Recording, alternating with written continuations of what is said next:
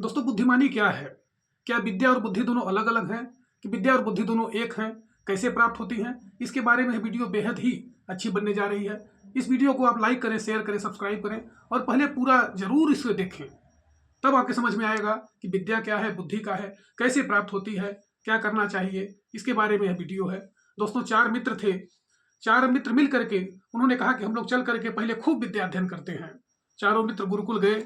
कई वर्षों तक खूब उन्होंने कठोर परिश्रम किया और कठोर परिश्रम करने के पश्चात उन्होंने विद्या अध्ययन।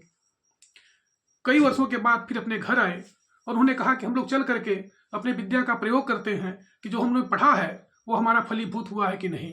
ऐसा सोच करके चारों मित्र चले गए। जंगल पार करके एक नदी थी। नदी के किनारे कुछ हड्डियां गिरी हुई थी। एक दोस्त ने कहा कि मेरे पास इतनी विद्या है कि मैं इन सारी हड्डियों को जोड़ करके एक ढांचा बना सकता हूं।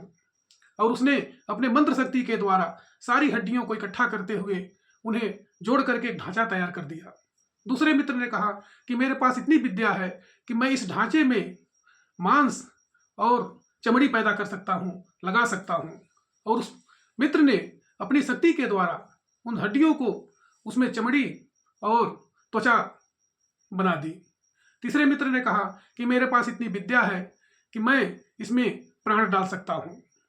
चौथे मित्र ने कहा, करे ये तुम क्या कर रहे हो? ये देख रहे हो कि क्या बन करके तैयार हुआ है? तीनों मित्रों ने कहा कि नहीं, चाहे जो भी हो जाए, अब मुझे इसे जिंदा करना ही करना है।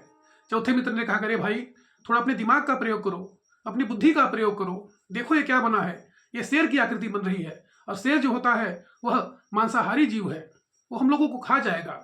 तीनों मित्र नहीं माने। चौथे मित्र ने कहा, भाई ठीक है, अगर तुम लोग बनाना चाहते हो तो बनाओ, इसके अंदर प्राण डालो, लेकिन पहले मुझे दूर जाने दो।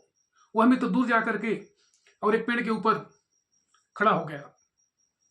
जैसे ही तीसरे मित्र ने उस ढांचे में प्राण डाला, एक भयानक खूंखार शेर बन करके तैयार हो गया। उसने अपनी पूंछ हिलाई। भूख से उसकी आत्मा व्याकुल हो रही थी और उसने बारी बारी से तीनों व्यक्तियों के ऊपर हमला करते हुए सबको खा लिया। कहने का तात्पर्य क्या है कि विद्या अलग चीज है और बुद्धि अलग चीज है। बुद्धि जो हमें प्राप्त होती है वह खूब, जब तक हम रगड़ करके मेहनत नहीं करेंगे, संघर्ष नहीं करेंगे, अतिशय रगड़ करे जो कोई अनल प्रगट काटते हुए, जब तक हम लोग परिश्रम नहीं करेंगे, मेहनत नहीं करेंगे, संघर्ष नहीं करेंगे, तब तक विद्या प्राप्त होने वाली नहीं है, बुद्धि प्राप्त होने वाली नहीं है। बुद्धि जो होती है वो हमेशा मेहनत करने से ही, संघर्ष करने से ही प्राप्त होती है। मित्रों, हम लोगों को निश्चित रूप से संघर्ष करना है, मेहनत करना है, तभी जीवन में हम लोग, हमारी विद्या और बुद्धि दोनों प्राप्त होंगे। हम लोग आगे बढ़ेंगे, जीवन हम लोगों का सार्थक होगा। यदि हम लोग ऐसा नहीं करेंगे तो जीवन में हमेशा ही पीछे रह जाएंगे। इसलिए हमेशा अपने विद्या का प्रयोग करते हुए, अपने बुद्धि का प्रयोग करते हुए जीवन में हमेशा आगे बढ़ना है। आप लोगों ने देखा होगा कि आजकल कुछ व्यक्ति ऐसे भी हैं जो विद्या पढ़ करके समाज विरोधी काम करते हैं, देश विरोधी काम करते हैं। ये बहुत ही गलत है, ऐसा नहीं होना चाहिए। हमेशा अपने विद्या का प्रयोग, अपनी बुद्धि का प्रयोग देश के विकास के लिए करना है, समाज के विकास के लिए करना है, अपने क्षेत्र के विकास के लिए करना है।